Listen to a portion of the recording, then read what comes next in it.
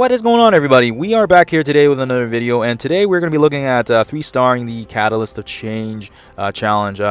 Tier 9 and 10 were just added into the game, and I've been experimenting with some builds. But yeah, essentially blasters are the traded characters that you need for this particular game mode, and they are very squishy. But hopefully you guys will see what kind of gameplay and approach I will be using for that, and definitely for sure, Ultron is a must. But there is some flexibility with some of those other characters. So let's take it from there. All right, so let's take a look at the roster. So that specific challenge requires only blasters, and we'll look at the ones that I'm using for this particular one. So, so right out the bat here, we got Ultron. He's he's as straightforward as it gets. Caveat with mine is he is tier 14, so he's going to be doing a ton of damage in comparison if you've just got a T13 Ultron, so keep that in mind. And as well as I've got him pretty much maxed on everything, so T forward and level, all that good stuff. Next one we've got is we've got Thor in there just because of the fact that he's tanky. I've got him at 5 red stars, and I've also got his Lightning Storm and his God of Thunder at T4, so he is a bit he's one of my better blasters, hence why he's in there. Other reason why I've got him in this lineup is because he's actually pretty tanky, and I do believe his stun will come in handy for this challenge, and you guys will see that. Again, like I said, if you got another character that's faster, that's probably a better choice. But like I said, I got Thor in there because he self heals, and on top of that, he also is quite tanky, and I've got him at 5 reds. Next one is Falcon.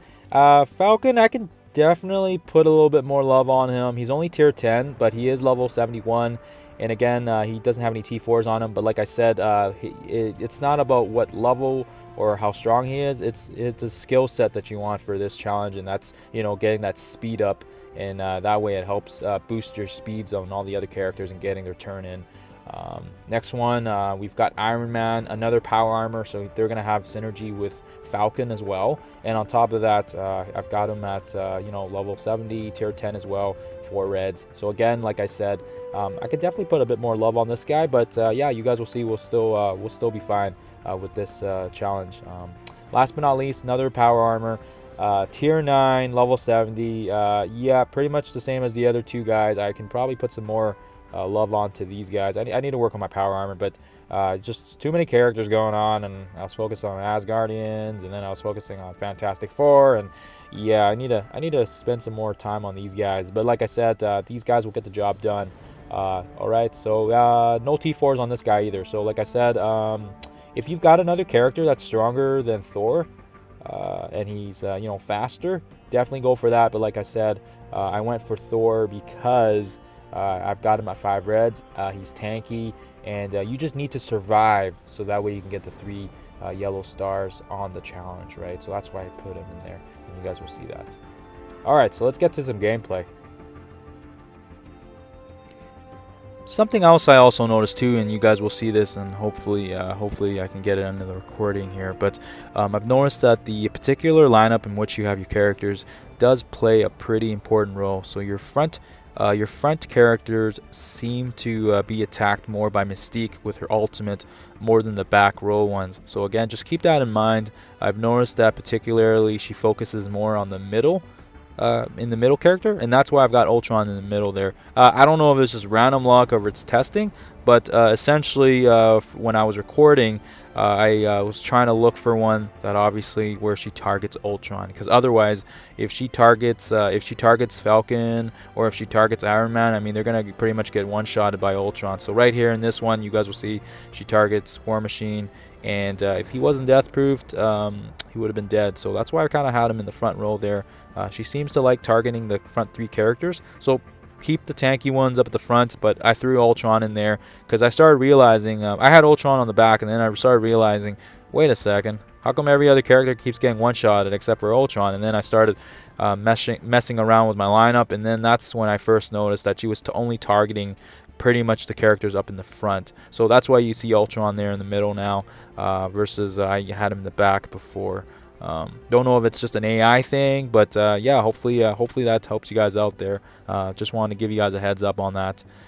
Something else in particular as well here, is you don't want to be feeding your attacks on Juggernaut as well, just because of the fact that you're going to feed his speed bar.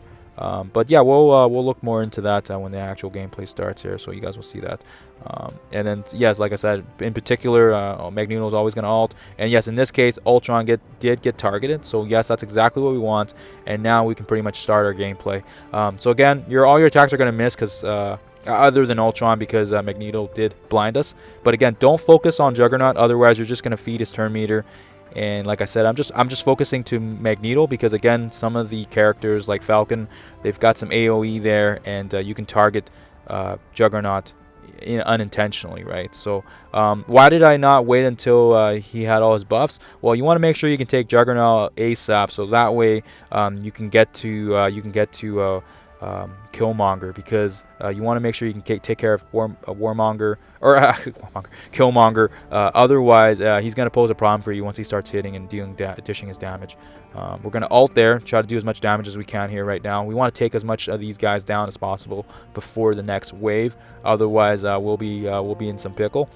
Luckily for us, Ultron did get targeted again, which is nice because, like I said, he can be targeted because he can die. He's got his, he's got his revive. We're gonna ult here, which is great, decent amount of damage. And like I said, if you can always level up your Falcon. Mine's only at like tier 9 or 10 or something like that, and I could definitely put some more into him. But again, like I said, it's a speed that you want. That's the reason why we've got him in this particular node on this challenge here. And again, like I said, Ultron, great. Now he revives, great. We're just going to do that AoE damage there. And that AoE one will hit Juggernaut if you're targeting Mystique with it. So like I said, you want to aim at Magneto at the start there to avoid that splashing. And nothing we can really do right now. Bring out some taunts, fine. This is a pretty good setup. And now we got Thor's ult, so this will definitely help. And that's kind of the reason why I had him in this lineup. Great. Now we can basically do the Ultron bot maneuver. And then yeah, we'll just save our ult there. 3 out of 9 targets left, and yeah, you guys will see that this is pretty much GG here. And Mystique stunned, great. Like I said, we got really lucky there with Thor's stun. Sometimes I've 2-starred and 1-starred this node lots of times, but like I said, it's gonna take a little bit of luck just to make sure all the right RNG is there. But for sure, it's definitely doable. I've got some pretty crappy characters, and even the first time when I was doing it, I 2-starred it, and I said to myself, wow, I could easily 3-star this if my characters were a lot higher. So just blasters, in general, they're really squishy, but like I said, having the 3 power armor guys, at least they got synergy with each other.